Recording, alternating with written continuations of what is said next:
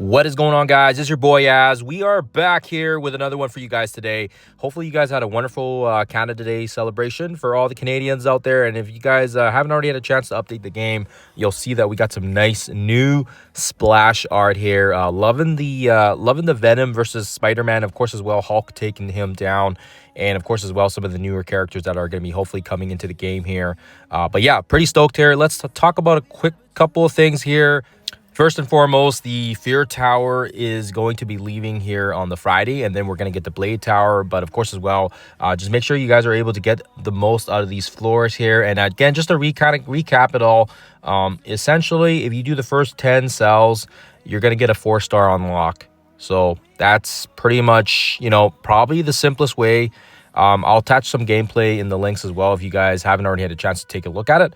And then from that point on, if you do 11, 12, 13, 14, 15, 16, 17, 18, and 19, you'll get a 5-star unlock.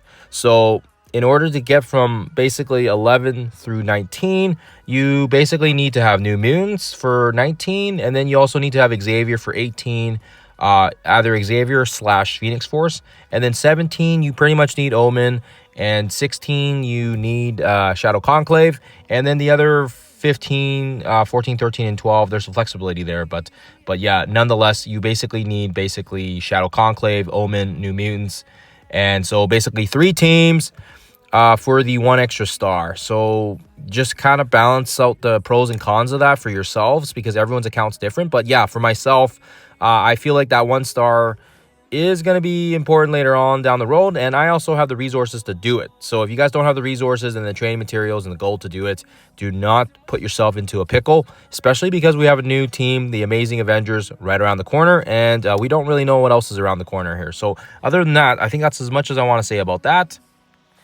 Next, we got the Winter's Wrath payout yesterday as well. So in case you guys might have missed that, you would have got it in your inbox. And I ranked in the top 5,000. We didn't really care for it. Actually, I realized because what I did was I opened up a few of those orbs that costed, I think, 275 power cores, whatever, to get the free bio gear, or if you can win the lottery, you get some G21s in there, G20s, G21s.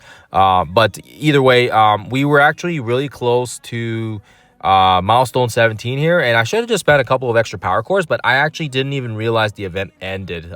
We just had such a crazy last couple of days, and for some reason I thought the event was ending like Wednesday. So I didn't even realize that. I saw that yesterday, and I was like, oh shoot, I would have definitely paid an extra couple 1,000 cores just so I can get these 10 pieces of nucleic infusions. So anyways, TLDR, just make sure you guys are watching those leaderboards and trying to get those milestone cutoffs when you can here. But other than that, pay attention to the dates as well. I kind of did a oopsie toodles there, so that's my bad. But other than that, you should have got the payout. It should be in your mailbox. And obviously for us, we did rank in the top 5,000, and we got ourselves, a couple diamonds on the Dark Star and Winter Guard, which we don't even have built up, so we didn't really care about them. Actually, we didn't even care about the leaderboard event. The only thing we were just doing it for the power cores was just because we wanted to score the G21s on those orbs, right? So we didn't get a chance to get them all, but it's fine. I should have went for the extra 10 pieces there. That would have been nice, but it is what it is. So don't forget to do that. We don't have any leaderboard event this week, so that's kind of nice for us. We can get a little breather here and see what comes next week.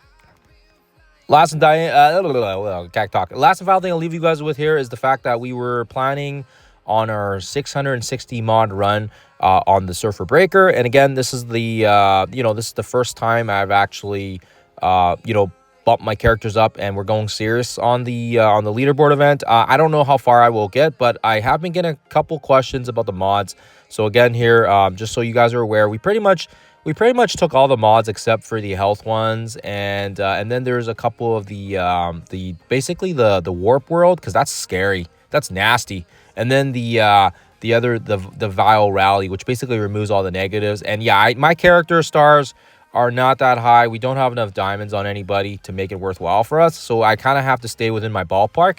But if you've got diamonds on your Night Thrasher, you've got diamonds on your Speedball, and diamonds on Eclipse, obviously you may be able to do it here. I've watched some of the other great content creators, J-Ro, and yeah, they've been, wow, they make it look so easy and smooth, and I wish I had diamonds on my guys, but It is kind of what it is. So those are the mods there in a nutshell.